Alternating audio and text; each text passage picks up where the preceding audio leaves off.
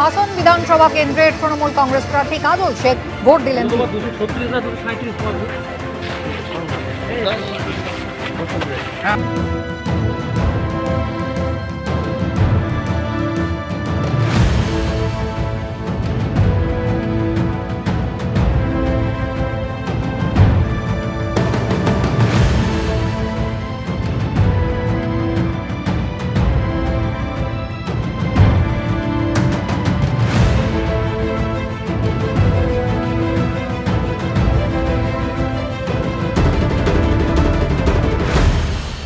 নজিরবিহীন একটা ভোটের ছবির কথা আপনাদের বলছিলাম, ছবিটা একবার দেখাই। মালদার ইংরেজ বাজারে ছবি একবার দেখুন, যেখানে বাংকার বানানো হয়েছে।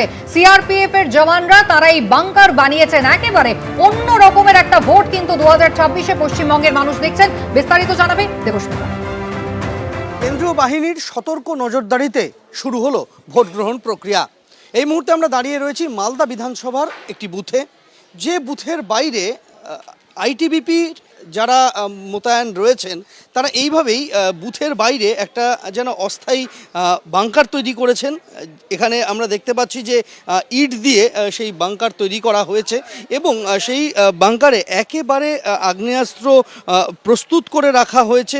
বাইরে লম্বা লাইন আমরা দেখতে পাচ্ছি যে ভোটাররা ইতিমধ্যেই সকাল থেকে লাইন দিয়েছেন।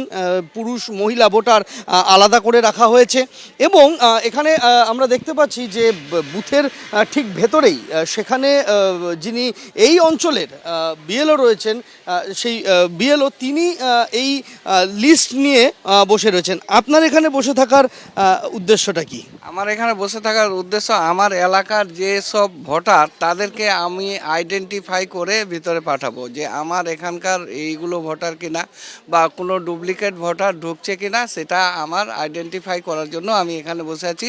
এবং কেউ যদি ভোটার স্লিপ ছেড়ে আসে তাকে আমি আইডেন্টিফাই করে সিরিয়াল নাম্বার দিয়ে ভিতরে পাঠালে ও ভোট দিতে পারবে।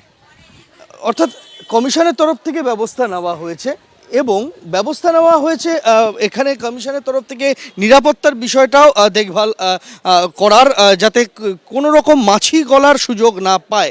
দিনের শুরুতে কড়া আঁটোসাঁটো ব্যবস্থা, দিন কেমন কাটবে এখন সেটাই দেখার বিষয়। তবে বুথের ভেতরে, বুথের বাইরে, রাস্তায় সর্বত্র কড়া নজরদারির বন্দোবস্ত চোখে পড়ছে গোটা মালদা জেলার সবকটি বুথ জুড়ে।